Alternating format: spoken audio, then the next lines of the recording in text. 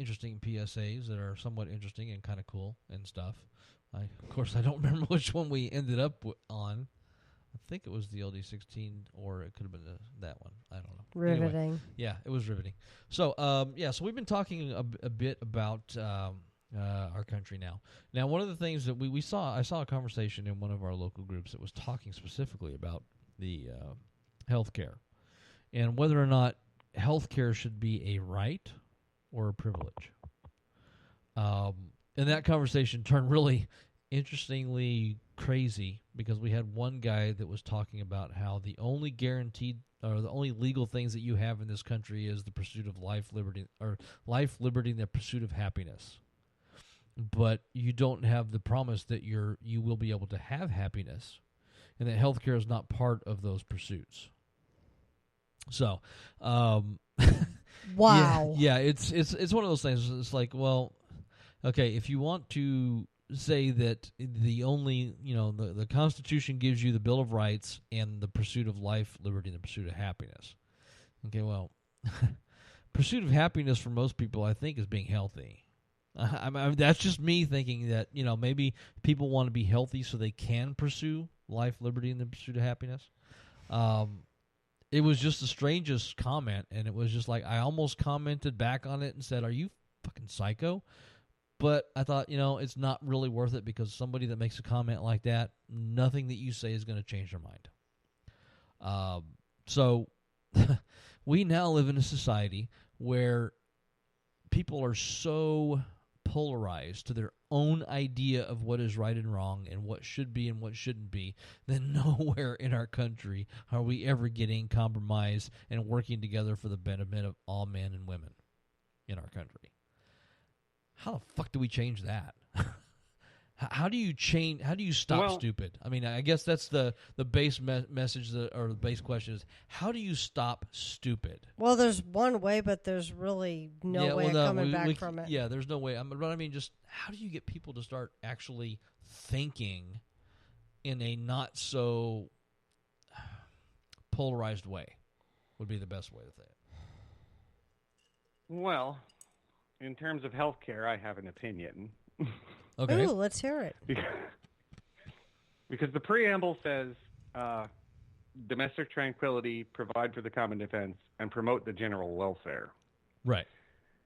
Common defense, okay, we defend against germs and sickness.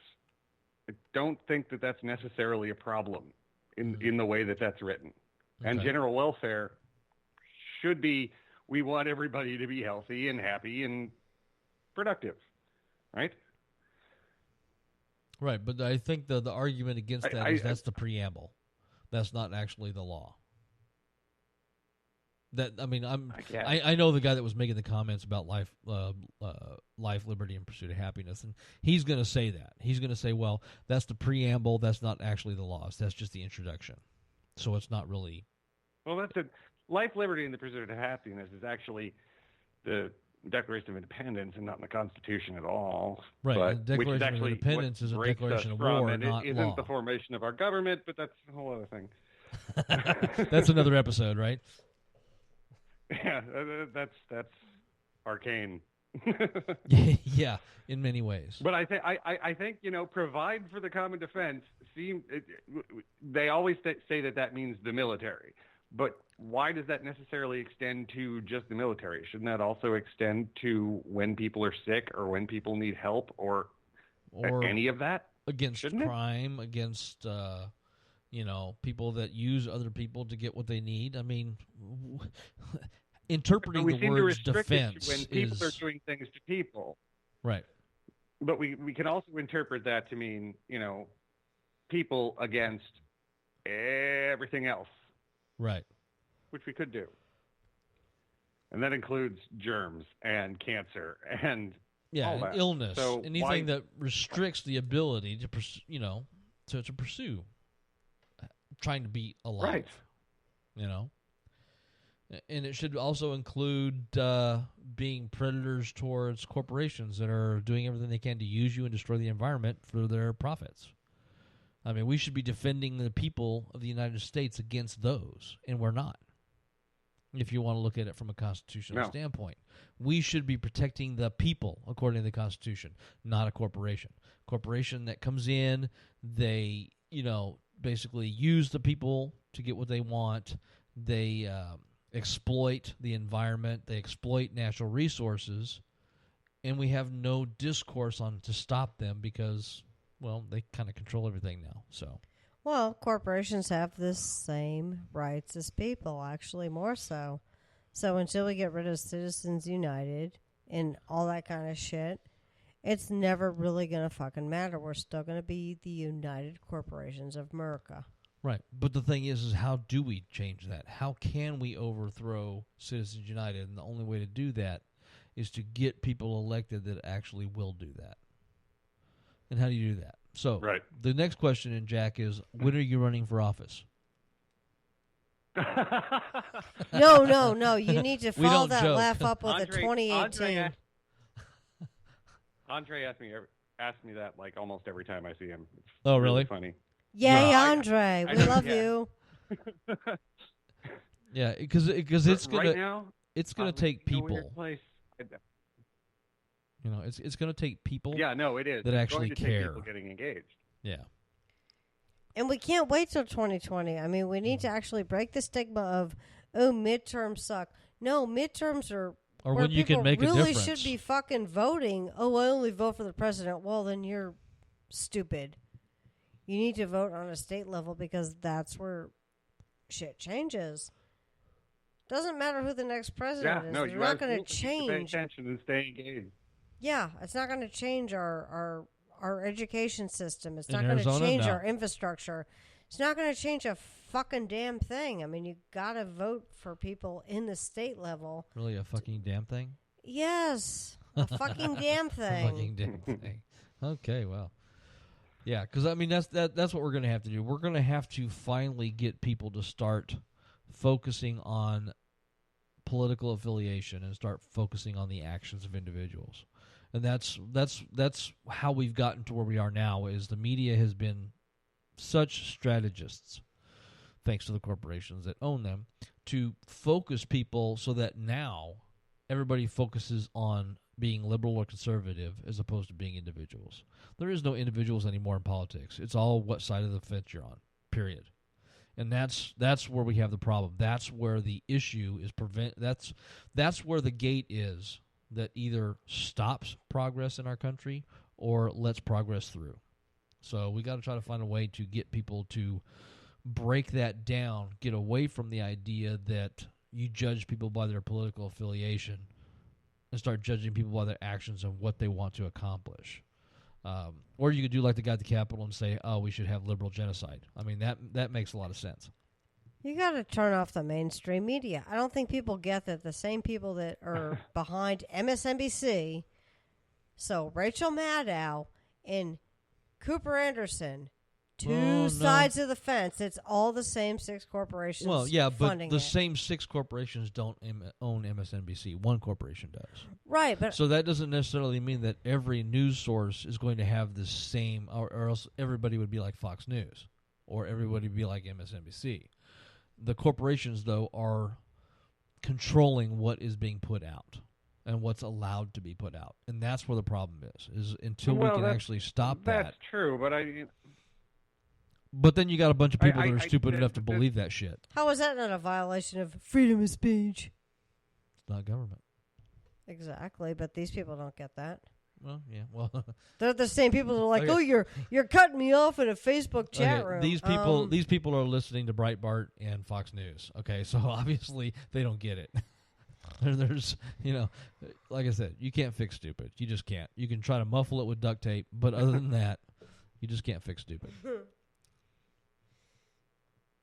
Well, I think in terms of I don't think that people shouldn't listen to mass media. I think they should definitely branch out from whatever sources they're listening to into other stuff. I mean, like, putting Maddow on a par with, say, Bill O'Reilly is ridiculous, right? They're not even comparable. She's a much better journalist than he is. Well, and she has a degree in political science, and he's a dropout. But yeah. I mean, she's really pretty damn good at her job. Right, yeah. But yeah, she's obviously coming at things from a liberal perspective. Right. But her analysis is good. So there needs to be, again, it goes back to education. You need to be able to have people be able to filter out what's bias and what isn't from the actual information that they're getting. And the only way to do that is to teach people how to do it. Yeah, well, that's the problem, is how do you teach people that don't want to learn how to do that? Because obviously the mainstream medium is not going to allow people to be taught. Of course, your religious organizations don't want you to learn. They want you to follow their guidelines based on what they want, which is why they should be taxed. But that's my opinion. Your schools are not going to try. They've stopped teaching government. They don't teach non-biased government anymore. They don't. People are not taught, and people are taught by internet blog posts and theonion.com and crap like that. And when that kind of flooding of the internet and flooding of the airways happens, trying to find accurate, non-biased information on a topic or a subject is just almost impossible without having to filter through so much crap that you don't right. recognize it anymore. Yeah, and the only solution to that is for people to, think more about what they're reading, separate out what is an actual fact from what is someone speculating, and do additional research, which is the really hard part because that requires extra time, and I know a lot of people don't have a lot of that. Right. Well, there's a lot of truth to that. Well, I think a lot of people actually want to be told what to think. I mean, like, for instance, whenever it's the sheep mentality. Well, whenever we go to the grocery store, like right where all the impulse buys are, like the M&Ms and the Chiclets and whatever, you also see all the, what I call, rag sheets. All the magazines that somebody like me... The National Enquirer. I barely, gloss over the titles because they're just so fucking ridiculous. It's about stuff I don't care about, people I don't give a shit about. So I'm thinking, this is the Fox News persuasion. So basically, all this stuff, there's all this stuff out there that people are reading that they either think is factual or they think is actually something that's actually worthwhile that they're reading. So, the manipulation is coming from all different forms. It's not just Fox News or CNN, or actually CNN I think is probably one of the more credible ones of the news sources. But overall, I think too many people just are too engulfed in, if they see it in print or if they see a picture or if they hear about it, they think it's a fact. And that's the stigma I think we need to try to break. Right, but like I said, how do you do that? It's almost impossible to do that because we've seen in 3 election cycles that we have never been able to really sway people to understand the idea that just because we're Democrats or liberals doesn't mean we don't have ideas on how to fix things. And we've never been able to get people to understand that because you have the media saying liberal versus conservative, liberal versus this is the enemy. If you're a conservative, the enemy in your life is a liberal. And if you're a liberal, the enemy in your life is a conservative. And that's not true.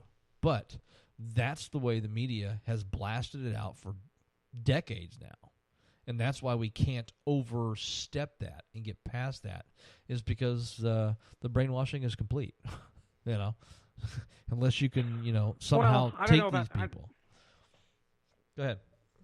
I don't know if it's necessarily brainwashing. I think people inherently want to be engaged with the world around them. The thing is, their time is limited. They're working long hours. They're tired. They've got kids. They've got all this stuff going on.